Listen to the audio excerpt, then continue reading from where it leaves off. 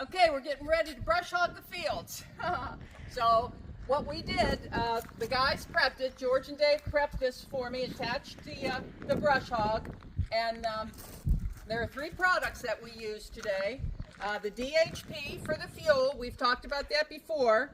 MT10 for the hydraulics as well as the engines, and the PL10 for the grease fittings. There's 16 grease fittings on this tractor, and we just need a couple of pumps because the dust and the environment, you know, we run sawdust, we run manure, and it just clogs the whole thing.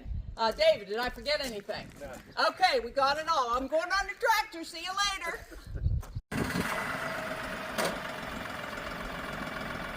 Lift it up.